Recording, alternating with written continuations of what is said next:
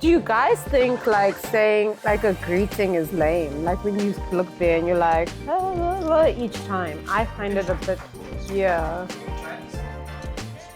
Yeah, I don't love it. Yeah. Okay.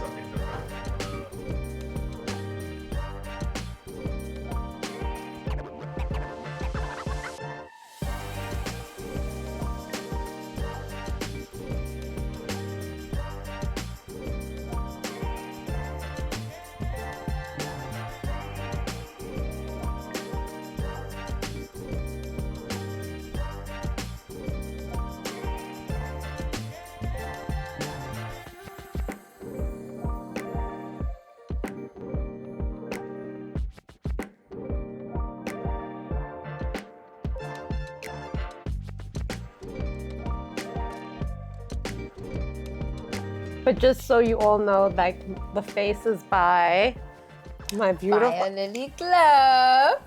Because the last time we did this, Durban did me so dirty. Oh my goodness. Like with the humidity and my makeup, I didn't have a fixed spray and it was like melting, but we just went with my natural face. It's fine because you have to love your face. Of course. But this is better. So I'm going to drop in your details before we move forward. But tell me about your weekend. Let's go. Thank you. So I will share my peak.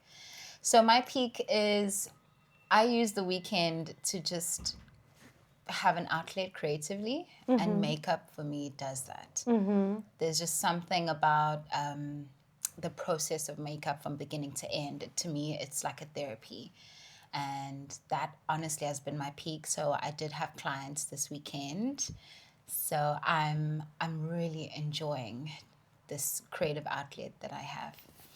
We spoke about something in a chat before about creative things that fuel you creatively, keep you on track to your path. And I think just as we get into our chat, tell me your full name, how we know each other, tell the friends, and why I contacted you for this chat, because you know why I love you and like you, but there's an energy that you have that I'm interested in. Yeah.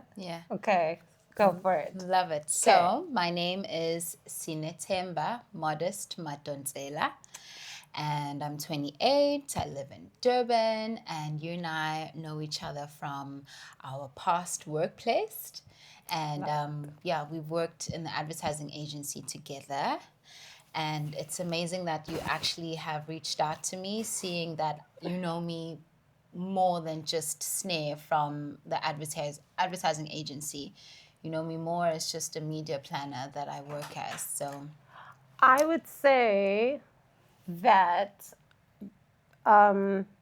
you were someone that I knew of your skill sets, and you see doing the magic in the background. But with media planning, and I'm in design, I never got to work like hands-on with you. I just know you're like a fairy in the night that gets things done.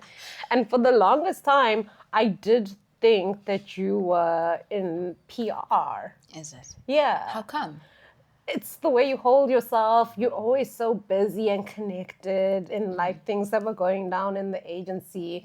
And I think when I first met you, I had come back from maternity leave. So I don't remember a lot before that. Like my mind is quite hazy.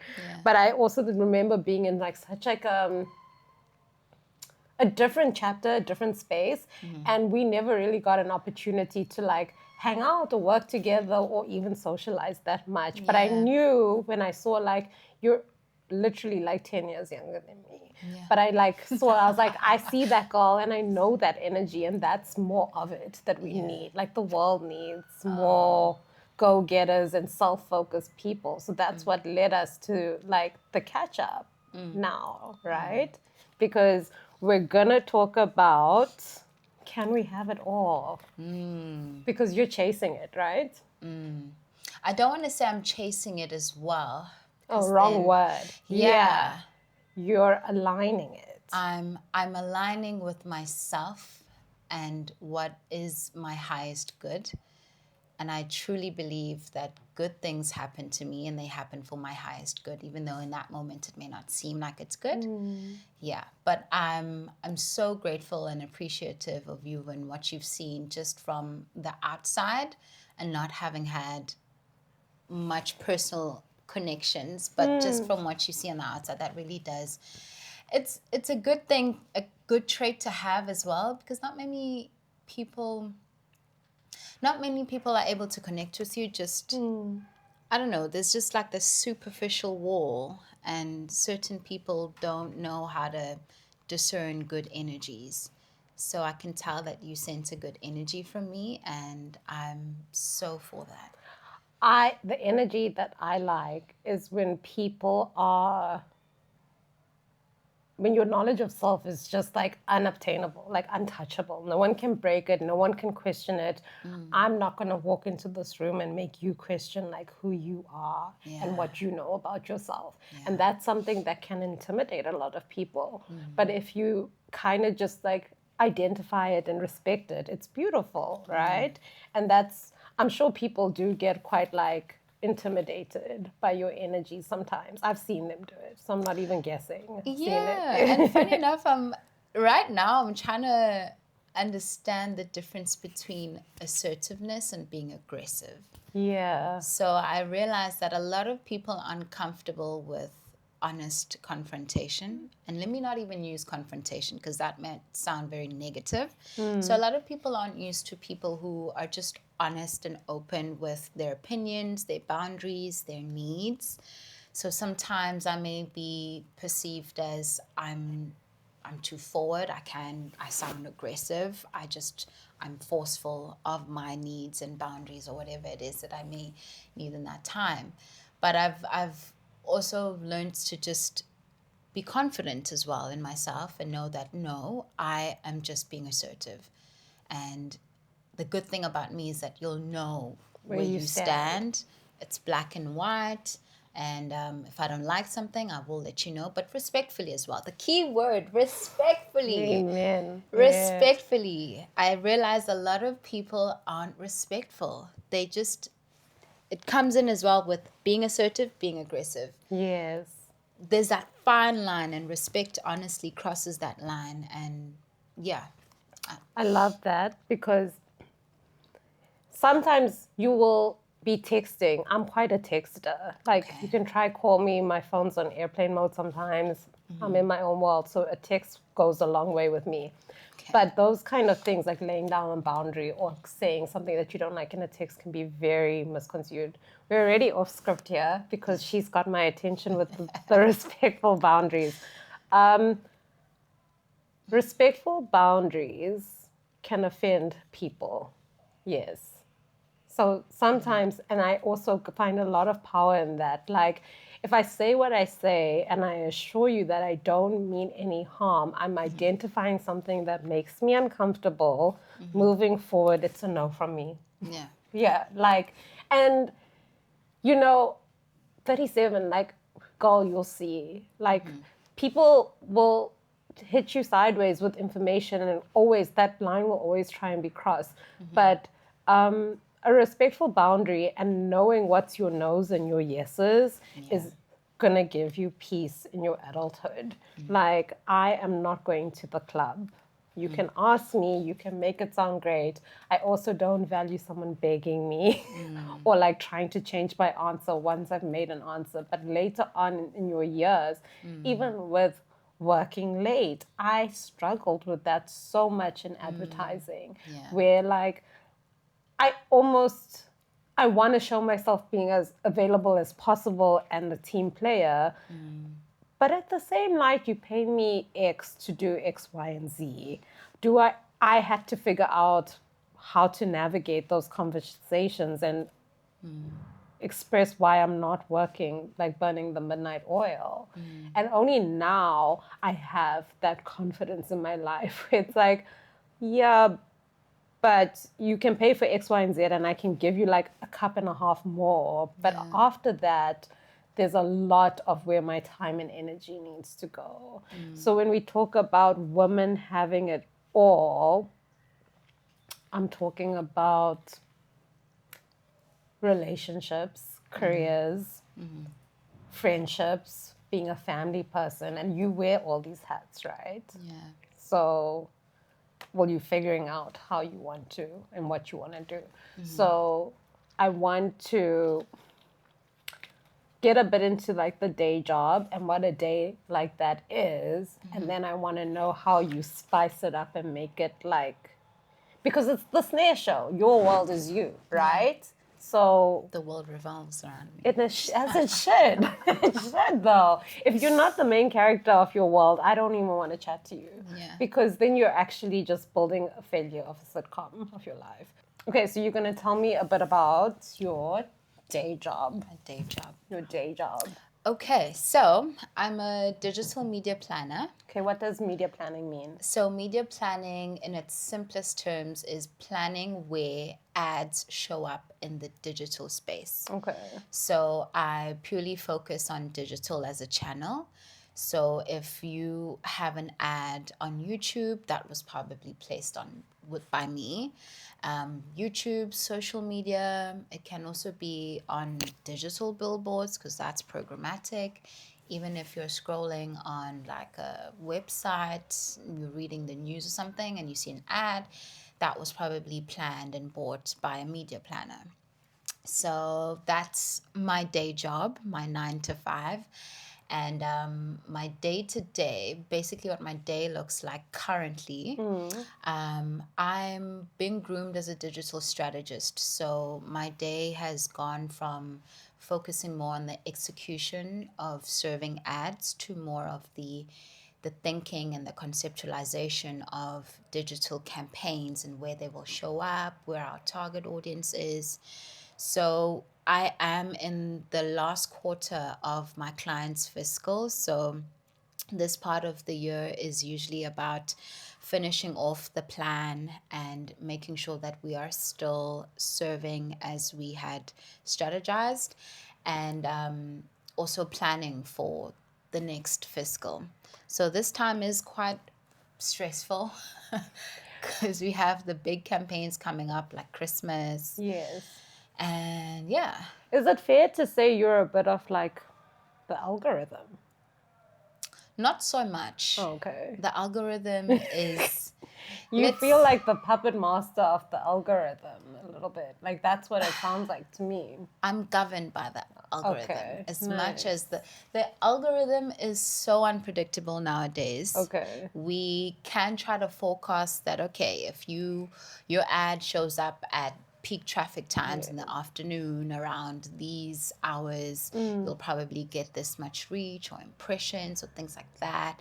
But you'll find that you have other ads or other brands that have bought the same time space as you have, so you end up being in like a bidding war with other brands. Okay. You can even bid against yourself, in a sense that if you've got 5 ads running at the same time, you're targeting the same audience, the algorithm will try to push which ad is most relevant to your audience, but it's like a bidding war. And it's also including money as well because it's paid media. So my day is like that basically. And I'm supervising my team as well. I work with 4 beautiful, amazing ladies. I love my team. They are literally my pockets of sunshine. Shout out. Yay! Love you guys. Love you girlies. And we work so well together. This is the first time where I'm in a team where everyone sees each other. We give each other space, and we help each other as well, where someone else is falling short or like sort of like a puzzle piece. Everyone fits in their own way, and we respect each other, and there's a lot of growth and learning as well. You do a lot of grooming as well. Like, yeah. I love teaching, actually. Yeah. I realized I was actually thinking about this last week.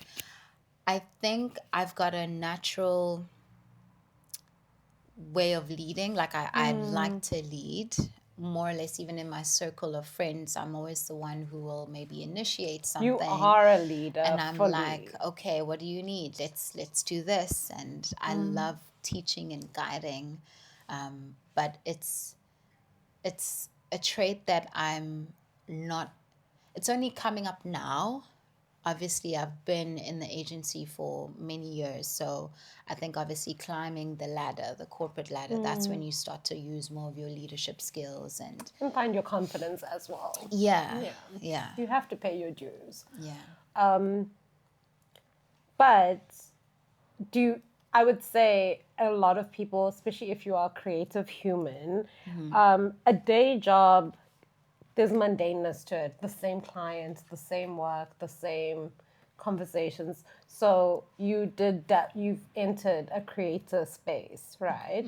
So tell me about your 2 passion projects that you have going for you. Okay, so my passion projects is makeup. So my makeup business, Fire Lily Glow.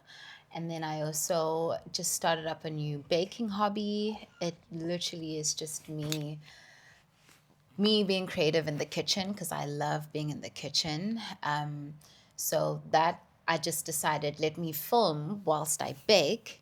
And then I've started a series called There's Food at Home through that. And I love post it. that on Sundays.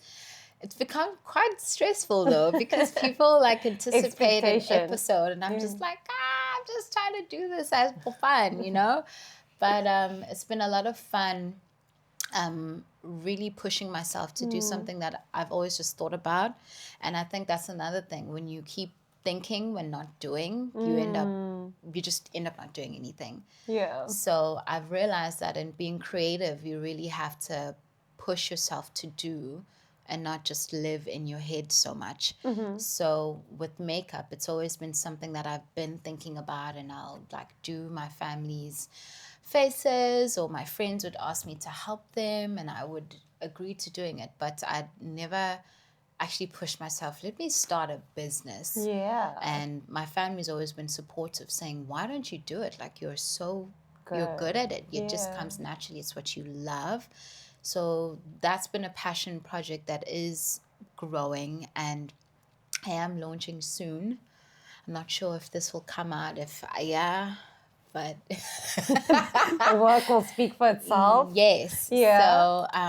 So so that's how I've gotten into the creative space. But in terms of my work 9 to 5, I didn't think I would be working at an advertising agency, actually. Good. So media planning was a module back in varsity, and I hated it. Like, majority of us were near to failing that module. Gosh. Like, ew. So the fact that I've actually got into media is just unexpected for me. But then again, I guess it goes back to just pushing yourself and the things that you claim as challenging. You have to think of a creative way to really do it and achieve and conquer whatever it is that is challenging. Also, it's a foot in the right direction in the door of like a career path. And I think when picking like a career path, especially as women who want it all, it needs to be a deeper consideration compared to, okay, you're 28, like you said, you did the module and you're exploring it and it's finding its way in your world. Yeah. Sure, in my day, we didn't consider our careers I didn't, in such a deep level. Like, you were like, what do you want to study? Which city do you want to be in? And what kind of job do you think might like fit well for you? And I did a work experience in I think it was at the Hardy Boys in high school. I was like, that looks so fun. And that's how I made that call. So when I like think about my life, I literally was just making like spur calls. But now with like being a mom and stuff like that, I think it's an important choice to make because your time is your currency and your energy, where you put it. So I love for you at your age and what you're doing and like considering second streams of income. These are the important things like as girls that we need to really do. So I love the makeup hustle for you, and I do believe like even though the food thing is feeling pressurized and there's food at home and you have to think about it stuff, but it gives your life such a unique flavor or balance of what you need to do to get to Sunday. And that's because you're using creativity to drive your little world of the snare show, which is nice. How do you balance career, family, and dating? Are you dating? Yeah, I am dating. Lucky people. Of course. Catch. I'm the prize. I'm the prize.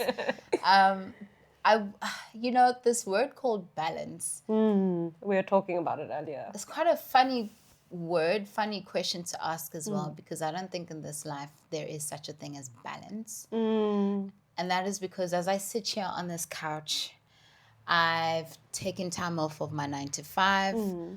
You can all of a sudden lose a loved one. At the same time, you're losing a loved one. You're prepping for an overseas work trip. At the same time, you have an assignment to do. So I'm doing a short course on the side. My assignment's due tomorrow. I have to make time for my family. So I don't think you can balance all these things, but I think it's all about trading off your time and trading off different parts of you, whatever's needed at this time. That's what's important, and that's what you need to focus on.